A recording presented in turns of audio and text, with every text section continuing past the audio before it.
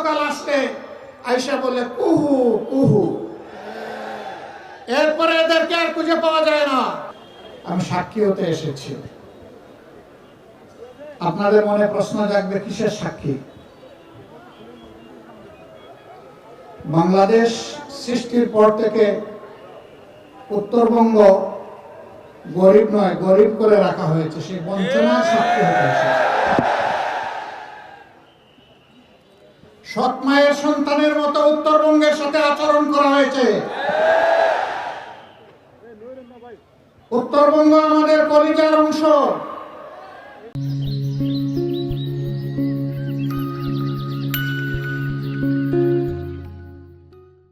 এই উত্তরবঙ্গ বাংলাদেশকে খাদ্য এবং পুষ্টি সরবরাহ করে, আর সেই উত্তরবঙ্গকে পিছিয়ে রাখা হয়েছে ইচ্ছা করে। আমি তার সাক্ষী হতে এসেছি। উত্তরবঙ্গ থেকে আগামীতে আমরা আর কোনো বেকারের মুখ দেখতে চাই না। আমরা সকলের হাতে মর্যাদার কাজ তুলে দিতে চাই। আমাদের প্রত্যেকটা যুবক যুবতী, প্রত্যেকটা নাগরিককে আমরা দেশ গড়ার কারিগর হিসাবে তৈরি করতে চাই। গোটা উত্তরবঙ্গকে কৃষিভিত্তিক শিল্পের রাজধানী বানাতে চাই। বন্ধ চিনি কল খুলে দিতে চাই। শ্রমিকদেরকে কর্মক্ষেত্রে আমরা ফিরিয়ে নিতে চাই। ভাই, আমাদের কাছে কোনো কার্ড নাই। আপনারা সবাই ভাই বোনেরা আমাদের কার্ড। আপনাদের বুকে আমরা একটা ভালোবাসার কার্ড চাই।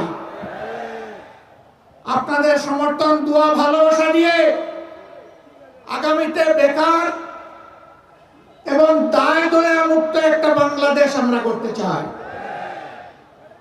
কারো দয়ার পাত্র হয়ে বাংলাদেশের কোন এলাকার মানুষ বসবাস করবে তা আমরা দেখতে চাই না। কে কার উপর দয়া করে জনগণের ট্যাক্সের টাকায় পরের দরে পথধারী, এ আমরা করব না। আমরা যুবকের হাত শক্তিশালী করব ইনশাআল্লাহ। আমরা যুবতীর হাতও শক্তিশালী করব ইনশাআল্লাহ। পরিবার যেমন নারী পুরুষের সমন্বয়ে গড়ে উঠে সমাজের সবচেয়ে ক্ষুদ্র এবং সমাজের ভিত্তি হিসেবে পরিবার যেমন গড়ে উঠে, আমরা নারী পুরুষ মিলে বাংলাদেশকেও গড়ে তুলব ইনশাআল্লাহ।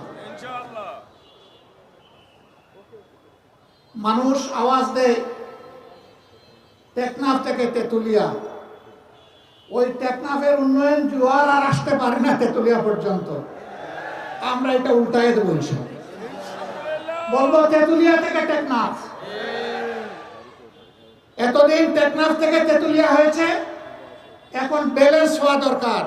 এখন হবে তেতুলিয়া থেকে টেকনাফ। আপনারা মন খারাপ করবেন না তো? আলহামদুলিল্লাহ।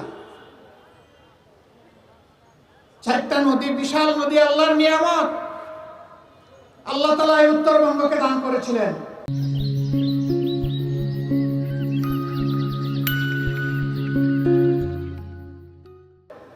তিস্তা, ধরলা, ব্রহ্মপুত্র এবং করতোয়া।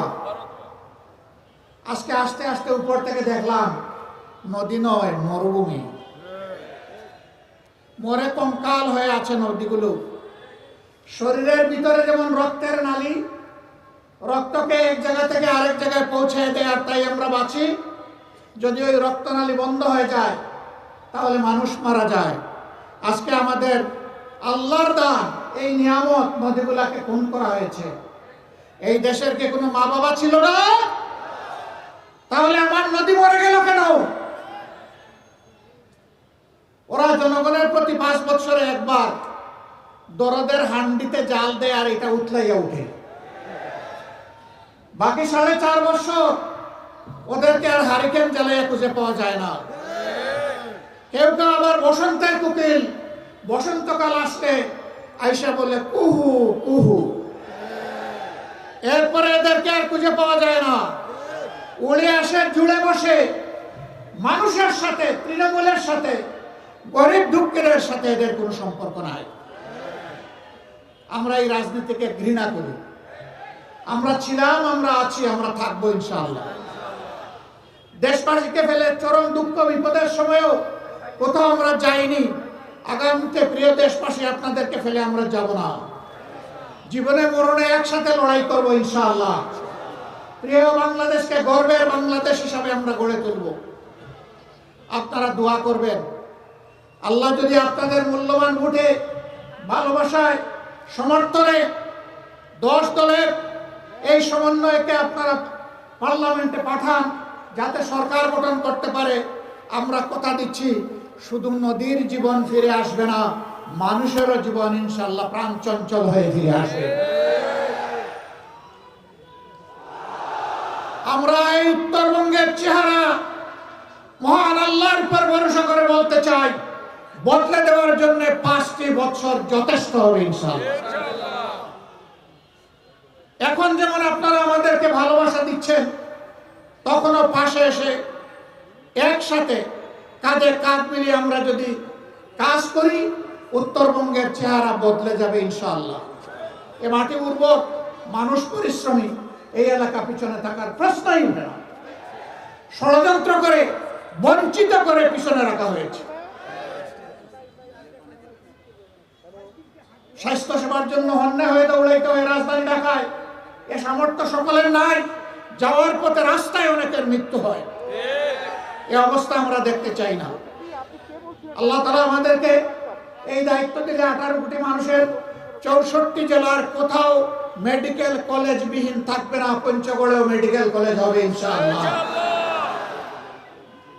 মানসম্মত সেবা এখানেও নিশ্চিত করা হবে। বলবেন এত টাকা কোথায় পাবেন? ওই যে চুরি করে আমাদের 28 লক্ষ কোটি টাকা বিদেশে নিয়ে গেছে, ওগুলো ওদের পেটের ভিতরে হাত ঢুকে আমরা বের করে আনবো ইনশাআল্লাহ। আর আগামীতে কাউকে আর চুরি করতে দেওয়া হবে না। আমি বিশ্বাস করি আজকের এই জনসভায় শহীদ পরিবারের সম্মানিত সদস্যরা আছেন, জুলাই যোদ্ধারা আছেন, 71-এর বীররা আছেন। আমরা আপনাদের সকলের কাছে ঋণী। আমরা সর্বশক্তি দিয়ে আগামীতে দেশ সেবার সুযোগ পেলে, সরকার গঠনের সুযোগ পেলে আপনাদের ঋণ পরিশোধ করার চেষ্টা করব ইনশাআল্লাহ। এবং আজীবন আপনাদের প্রতি শ্রদ্ধাশীল থাকব। আপনাদের এই ঋণ পরিশোধ করে উঠতে পারবো না, আমরা চেষ্টা করব। আল্লাহ যেন আমাদেরকে তৌফিক দান করেন। দিনটা শুক্রবার হওয়ার কারণে মনের ঝুলিতে অনেক কথা ছিল, খুলতে পারলাম না। ঝুলি আজকে থাক, ভবিষ্যতে আল্লাহ কোনোদিন খোলার সুযোগ দিলে খুলবো ইনশাআল্লাহ।